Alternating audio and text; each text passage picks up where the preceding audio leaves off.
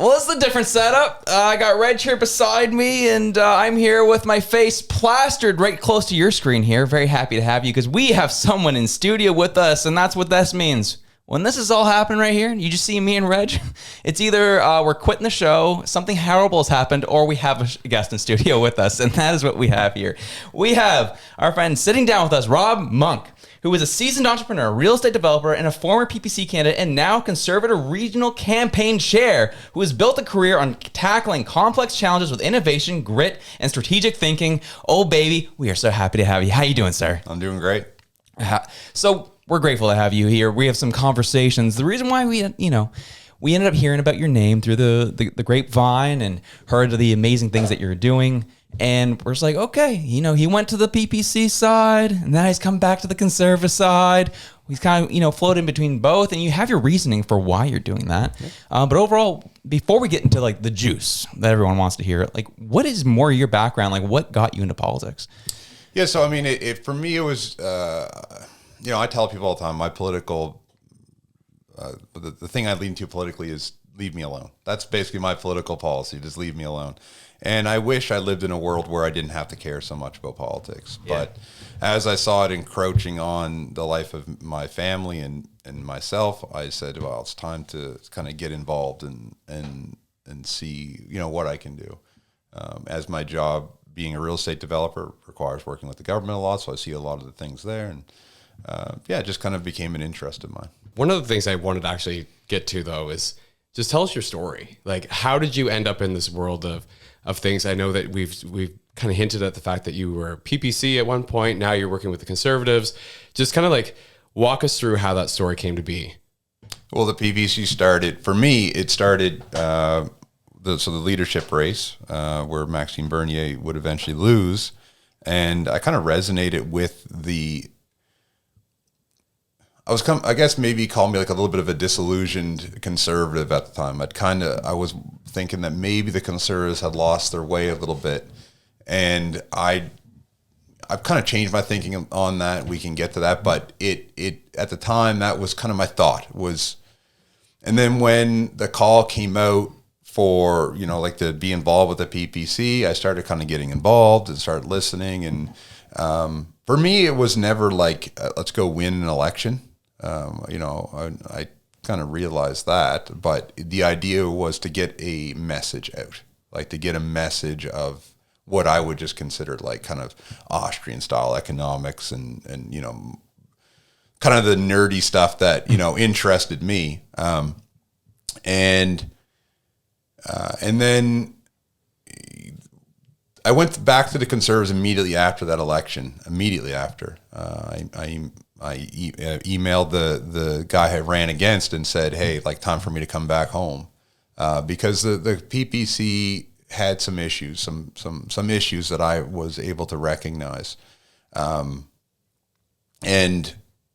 and so that kind of led me back into the conservative fold. I had some personal kind of a tragedy at that time too that kind of made me not see what I should have been relatively clear to me about the PPC until later on. So, yeah. Right.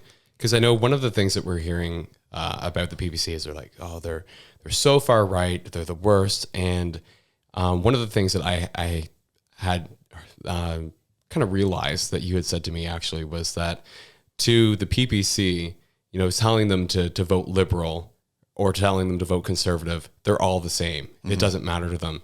And so I'm wondering, like, was there specific pieces? I know that you said there's some nerdy stuff, but was there some specific pieces of the PPC's platform that you were like, that's what I actually care about here, that you think we could bring into the conservative kind of sphere? I don't, and the things I care about, I mean, if you read, it's again, kind of the nerdy stuff, right? If you look at how policies formed within any party, in particular the Conservative Party, and you see how like policy comes to be and what the different beliefs of the party come to be, you'll see that the things that I was very interested in actually exist in the Conservative Party. But for me, it was like the fiscal side of things, right? It was the kind of the fiscal responsibility, and kind of a what I viewed as an optimistic worldview for the future, that like we can grow, we can move forward in a positive direction. And that really resonated with me. Now, I mean, that's the good stuff. Now, the bad stuff is a little, like the bad stuff, the way I explain it to people is that there was kind of like this internal war within the PPC between two groups. And I'm not going to name names I should take this time to make it very clear. I met some very good people in the PPC. I'm not trying to no, they're evil and I'm going to bang on the table. No, I'm not here to do that. What I'm here to say is I saw some really good people with the PPC. Not going to name names either way, but what there was an internal struggle between two, what I considered almost mutually exclusive groups. So one of the things that confused me about the PPC when I was involved in it was there was an insistence from the very top even to we're not going to be identity politics. We're not going to talk about identity politics. But then almost the next sentence out of the mouth would be some form of identity politics. And I was like, well, you can't have it both ways. You either got to stay out of it, and I'm happy to stay out of it. I don't care. I want a Canadian government who runs the country and takes care of its people, regardless of anything else. That's the primary position of the job of the government. So to be then talking about these identity politics things and almost having to defend things that other candidates were saying that were I just didn't agree with, etc. It was just it got to the form, and so there was this internal war. And then I feel, my personal opinion on this matter is that after that 2019 election, the other side, the not my side, won out. And you saw a lot of the candidates not return after that. And that's largely the reason why. I know some that even did a subsequent election, but I was talking to them in the background, they were having the exact same issue. I want to just focus on these things, but there's so many people pushing these other topics that I just don't care about. Yeah. And so that was an issue. Yeah. Yeah. It's funny that you say that, because that's kind of what I see from the outside looking in. Mm-hmm. Was, they had a moment, in time, 2019 for you, it seemed like it'd be that pivotal moment. For me, 2021 was their moment that they could have seized. That was a moment where people were actually looking to them a little more than they ever have in the past. But then what I kept catching, anytime I met a PPC candidate or someone who was, representative of the party, they always hit different messaging. It wasn't anything unified. And so you talking about saying, there was the battle of two sides. And then one was going heavy on the identity politics. One was just more going down more traditional policies and trying to deal with things more fiscally. I could see that happening for sure. And that's more so kind of what was those conversations happening within the party? You talk about the identity politics side of it, but what was do you feel in your world, do you feel the identity politics side, was it just kind of too narrow of an issue to even worry about? Or do you feel it was too divisive in the country? Why do you think there was such a trying to avoid it, but then sort of leaning back into it? I noticed a switch. I noticed a switch as the election drew closer. There was a switch right from the very top of being something almost leaning into some stuff that would maybe get a few more votes, but would alienate the average Canadian. Right. And it was, I can't even really understand why that was the direction that the leadership went. But it would be things I'll give you an example. I said economics is more my thing that I'm paying attention to. I want a government that make sure that I can go to work, that people are living well, and the roads work. That's basically that's basically what I'm looking for. So those are the big things for me. And as the election drew close, very near the end, I'm already having some serious doubts about what's going on. But I said I would do this thing, so I was going to finish it out, keep my word.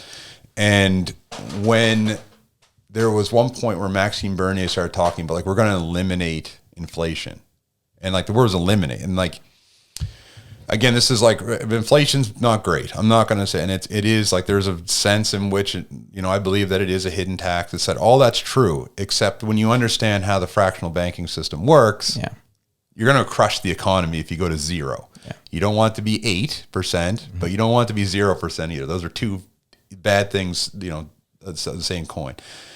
And then, so like, now I'm looking at it going like, well, either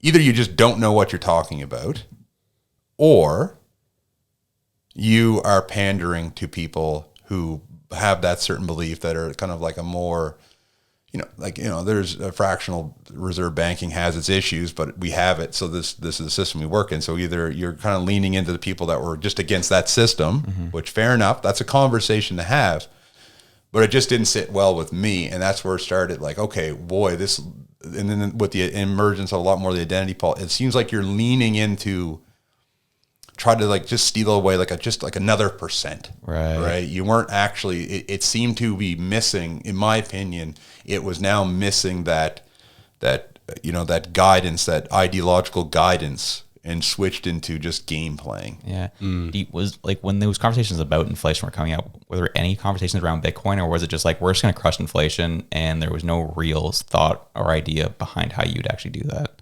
I don't remember any kind of real. It was at the end. It really just seemed like rapid fire. Like boom, here's the idea. Boom, here's an idea. Boom, here it was. It didn't really seem to be like well thought out or coalesced behind an idea. Yeah. Like, and people are welcome to disagree with me. That's just what I saw. So. Yeah. So one of the things I kind of wanted to jump on that a little bit is because going back to that idea of the divide internally, where you have people who are like, I believe that there's contrails and chemtrails and things like that. But then you also have people like, I just want the government to stay out of our business and let us live our lives, and very different ideologies and everything in between. I'm wondering, when you see like PPC voters now, you're going to have people who kind of fall along that spectrum. But what is it about the Conservative Party that they're not seeing right now, that they're not identifying with, that you think that we need to bring back to the Conservative Party to bring those people who are more likely to align with traditional values or whatever, to bring them back into the fold, so that we don't see the same things that we've seen in the last election, where votes that, 3,000 votes that went for the PPC that could have been Conservative, completely flipping that from Liberal to Conservative. We don't want a repeat of that. But you have these individuals who are voting PPC who are saying, I don't identify with the Conservative. What messaging do you think that they need to get out there from the Conservatives to get those people excited? So by nature of who I am and like my personality, I consider myself a unifier. Like I like to unify people. And I think that's the message that I would put out to people that are considering the PPC or PPC voters is, if you want your ideas, like I'll be clear, like I don't believe the chemtrail stuff, for example, but I also think that someone who does, like, their voice matters. Like it matters, like everybody's voice matters that's what democracy is. Democracy is not like you get to speak as long as we kind of agree with what you're saying. Like it's like we get to hear you out, you get to put your position forward, you get to make your point. So I'm in my mind, it's like, and this is what I realize is my ideas evolved into like understanding the benefit of party politics, understanding how policies put together and all this. What I've come to conclude is, if you have a position that you want to be heard in mainstream politics, the best thing you can do is get involved with a mainstream party. So policies dictated by policy committees, and then there's policy conventions, and that's how policy comes to be. So if you think by withdrawing yourself from the Conservatives and going to a different party is going to get you what you want, it's actually quite the opposite. What's going to happen is all those what they would consider strong conservative or whatever voices, they're going to retract from the party. They're now no longer being part of the conversation within the party and forming the policy. And instead they scream into the void, and the opposite of what they want to happen is going to happen. Yeah, it's fun. I was talking to Reg about this, and it was always a situation I always thought was funny was we looked down south of the border, and we saw when Trump was campaigning, he went to Libertarian Convention, and they booed him out of that room like crazy. And but it was interesting, kind of his comeback to them was like, yeah, well, you can boo me, or we can work together, and you can get something that you actually want. And that's kind of when you say that, that's kind of resonates with me. Is like, yeah, like the PPC. They're a very much a minority party at this point. They're at the level of the Greens, and actually I think less because they don't even have a seat in Parliament. But if they're able to kind of more so be able to morph with a bigger party and be able to get their ideas in, they actually, as you said, more likely will get some of their ideas to the table, which I think is very true. And so in that same vein, what do you think conservatives get wrong when they're talking to PPC voters? I was hinted to by Reg already, and that is that when this is, again, I want to clarify, this is my personal opinion, not speaking on behalf of the party or anything. This is Rob Monk. I think that when you go the road of this kind of language of, well, vote for the PPC is a vote for liberals, it's one of those statements that might be true, but it's not going to resonate with the people that are voting for the PPC. It's just not going to sit well with them because in their mind, the conservatives are also liberal. So it's like you vote for liberal A or liberal B. That's how they see it. Mm-hmm. So that line of reasoning isn't going to resonate with those people. So what I'm suggesting is an invitation to come back and be part of the conversation. I believe that, and I do believe that. This is not a ploy or a tactic. I would love. I do within the conservative realm fall a little bit. I'm definitely on the right end of the spectrum. And I would love more people around me that share those ideas so that we can present like a path forward for those items. And that conversation, that battle of pushing up against each other, that is how we get to a good position. Kind of leaning into the tension a little bit is a positive thing. Kind of leaning to kind of so that those conversations can happen, I think is pretty important. Yeah. Yeah. And one of the things you said earlier, just before that, was you said about screaming into the void. People kind of on the outside looking in, going, "We want this change," and it's like, okay, but if you're not on the inside of this, you're not going to be able to maybe effectively do that as efficiently as you'd like. So when you're thinking about bringing things up within the Conservative Party, what does that look like if somebody's, saying, I'm a PPCer, but I'm willing to defect or willing to join in for the sake of the unity and for the sake of having some of the things that I want heard?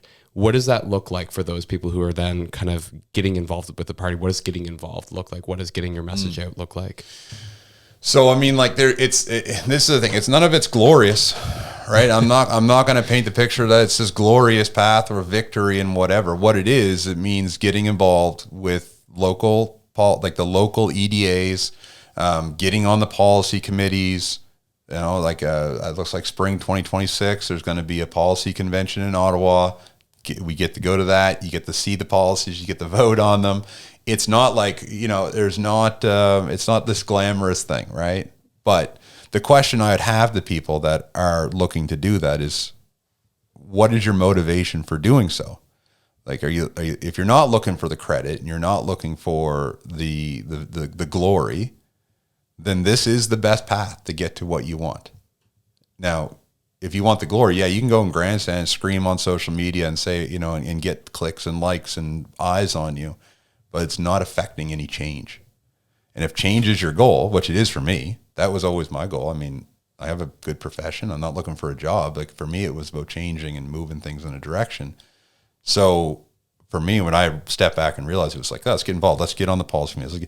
I can tell you right now, if you call up your local EDA and offer to help, they will take you. Like, it's not hard. It's not hard. It's not. Is it actually that simple where you look up what your EDA is for your area and find a phone number, call them and say, hey, I really care about this stuff. I want to be involved. And do they invite you to a meeting? Like, what? I'm really kind of intrigued in that. How do you be more involved directly? Yeah. Not as an elected official, because I think that I kind of hold the same kind of view as a lot of other people were like, you couldn't pay me enough to go stand in front of people and then be in Ottawa and sit as an MP. But at the same time, I'm like, I have really good ideas and I would love to share those with others and get some feedback and maybe change a policy that elected official can then bring forward. Yeah, it's not difficult. I mean, so it's if you offer to help, they'll take it. Trust me. I mean, I'm not anybody special, and I'm on a campaign chair. Like, you know what I mean? Like, it's not difficult to break into this. So yeah, as simple as find out your EDA, contact them by email, say you want to help. They'll bring you in. You know, you can, during election times, that's a more exciting time. You can hammer up signs or go knock on doors, whatever you want to do, whatever, make phone calls. Like, there's all kinds of different ways to help with a campaign. But then outside of the campaign, that's where the real work is done, right? That's where the work within keep your presence within the community, et cetera, happens. And that's the process of picking who the candidates will be. That's the process of policy, all these things that matter down the line. Instead of just jumping in last second, you can kind of be a part of this, and it's fun. Like, you do get to meet people and talk to people. And if you're more of a political dork like me, you meet more political dorks, right? And then you can have some good conversations. And then, but yeah, no, it's as there's no there's not a lot of gatekeepers within that world, for sure. Yeah, for sure. I'm just thinking, like, okay, so we've contacted the EDA, we've gotten in the door, we've talked to them. They're offering, like, for you to hammer in signs and things like that. But, like, going back to what you were saying about the policy convention that's going to happen in 2026, what does that look like to actually be, like, in that space, to be able to go to something like that? Like, yeah, so by the time you get to that point, a lot of policies already been, like, developed in a way, and you voted on it there. But it's the process before, again, the non-glamorous part of, hey, policy chair, I think that this would be a good policy for the Conservative Party to happen, to focus on. And then you can write up, you can present it, it gets voted on, it kind of works its way up. It takes a little bit of time, works its way up, and then it gets voted in. And this is actually something that's probably important to talk about with party politics, is sometimes it can look like party politics is like, how would you say, like, homogenous, and nobody has their own ideas, and everybody just kind of like the same messaging over and over again. Well, what I realized, the nice thing about that is that when that policy document gets formed, it's a public document. Anybody can go on and search the Conservative Party's policy, and it's, I can't remember how many points, maybe less than 200, 160, something like that. Any MP or anybody that's involved in the party has to sign they agree with those policy points. And then so when you go, so it's kind of like a united front on this policy. So, like, the MPs, the leader of the party, et cetera, are the voice of the policy people that came together, put this thing, and then now they're pushing out this united front policy that was put together by the grassroots. And so when you realize that, it's like, oh, okay, that means if you come out against it as an MP or whatever, you're kind of saying my opinion matters more than the thousands of man hours that went into forming this document. Wow. that's such a good flag. and so when you realize that and you go, oh, wait a minute, and this comes to an ego thing, is you got to go, you know what, my opinion doesn't actually matter that much. My opinion is a part of the picture, the bigger picture. And that is how we get, and it's saying that's, now you can see why it's important that the people more to the right don't leave. Mm-hmm. Like, be part of the process. Right. Yeah, because the more of you that are involved, the more that you can actually get your voice out. That is interesting. It's Canadian party politics are really fascinating. And it's almost, that feels like, for like the regular person, it almost feels like it's too big to move, especially if they don't like what they're seeing. But that's what it will take, from what I understand, is that you're actually going to have to get involved, and you're going to have to put your voice forward, and you're going to have to talk to other people that, you know, have similar viewpoints that you do, to be able to kind of push those things forward. Like, it's not just going to be like, one day someone will figure it out. It's just like, it really is like, it's going to take a group effort, which is, I guess, a part of our system here. Yeah. And one of the things I wanted to kind of maybe end off on is, you talked a little bit about being a unifier, which I think is amazing, because I think that's how we both feel as well. But knowing that the political climate that we're living in right now, very divisive, it's, you know, you're either red or you're blue, or you're this or you're that. What does unification look like, I guess, for you, thinking about moving forward, thinking about the stakes that we're up against right now, where we're seeing Carney now, like, rising above Pierre in the polls, and the country's still feeling very, very divided. What do you think unification looks like from the Conservatives, I guess, being the people who are probably going to be the ones that have to unify us? Yeah. I see, my personal opinion is like, I call myself a spreadsheet conservative. Like, in other words, like, just show me a spreadsheet and get it out of my way. Like, that's all I need. That's all I need to see. But I understand that most people aren't like that. Like, and I think the Conservatives are at their best when they're painting the picture for the future of Canada.